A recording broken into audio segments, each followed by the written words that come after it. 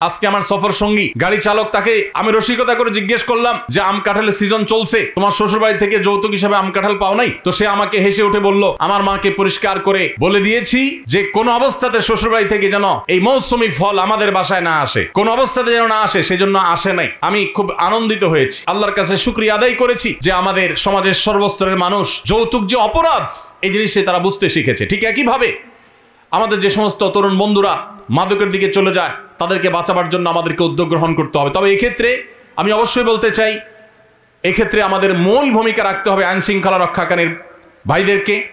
আমাদের বিজিবি সহ বিভিন্ন বাহিনী যারা বর্ডার হয়ে আমাদের বিভিন্ন পার্শ্ববর্তী দেশ থেকে, সেটা বার্মা থেকে হোক আর ভারত থেকে হোক, যে সমস্ত মাদক দ্রব্য আসে, এই রাস্তাটাকে যদি একেবারে খুব স্ট্রংলি বন্ধ করে দেওয়া হয়, তাহলে মাদকের এই করাল থাবা থেকে আমরা অনেকেই বেঁচে যাব।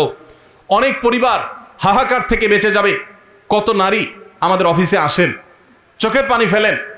অনেক উচ্চপদস্থ কর্মকর্তা, অনেক প্রতিষ্ঠিত ব্যবসায়ী, সমাজের মান্যগণ্য ব্যক্তি শুধুমাত্র মাদকে আসক্ত হওয়ার পর তার সোনালী সংসার ভেঙে খান খান হয়ে গেছে, তার পরিবার ধ্বংস হয়ে গেছে, তার ব্যবসা শেষ হয়ে গেছে, তার ক্যারিয়ার শেষ হয়ে গেছে। আপনি আমেরিকাতে, ইউরোপে কয়দিন পরপরই শুনবেন যে তাদের বিদ্যালয়ে, পার্টি সেন্টারে, কোনো শপিং মলে আততায়ীর গুলিতে অনেক মানুষ মারা গেছে, অনেক মানুষকে খুন করা হয়েছে। এরকম যতগুলো ঘটনা আপনি দেখবেন, সমস্ত ঘটনার পেছনে আপনি সন্দেহাতীতভাবে মাদকের যোগসূত্র খুঁজে পাবেন। এরা সবাই মাদকে আসক্ত হয়, তারপরে তারা এই ভয়াবহ কর্মকাণ্ড চালায়। এই জন্য এটাকে সমস্ত অপরাধের মূল এবং মা বলা হয়েছে ইসলামে। এজন্য মাদকের বিরুদ্ধে আমাদের যুদ্ধের ঘোষণা দিতে হবে। আমরা সবাই প্রস্তুত আছি তো ইনশাআল্লাহ? আল্লাহ আমাদের যাদেরকে নিরাপদ রেখেছে, বিশেষ করে আমি তরুণ বন্ধুদেরকে বলতে চাই, আপনাদেরকে শপথ করতে হবে যে আমি কোনো খারাপ বন্ধুর পাল্লায় পড়বো না, আমি কোনো খারাপ বন্ধুর সাথে চলবো না। আমার যে বন্ধু রাস্তায় দাঁড়িয়ে আরেকটি মেয়েকে টিজ করে, আমার যে বন্ধু রাস্তায় দাঁড়িয়ে আরেকটি মেয়েকে নিয়ে টিটকারি করে, রসিকতা করে, তার ব্যক্তিত্ব নষ্ট করে, ক্ষুণ্ণ করে, কোনোভাবে তাকে হ্যারাসমেন্ট করে, মুখে উত্ত্যক্ত করে, সোশ্যাল মিডিয়াতে উত্ত্যক্ত করে, ইনবক্সে উত্ত্যক্ত করে, সে আমার কখনো বন্ধু হতে পারে না, সে আমার শত্রু।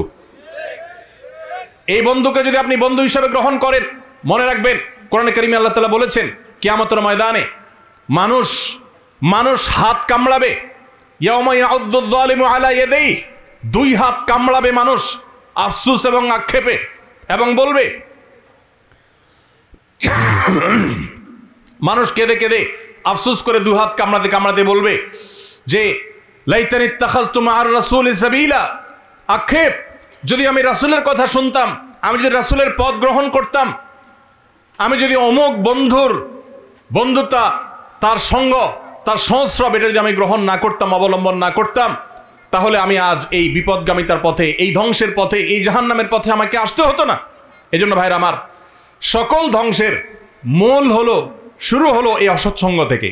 আপনার স্কুলে, আপনার কলেজে, সব জায়গায় রুচিবান বন্ধুদেরকে আপনি গ্রহণ করবেন, রুচিবান।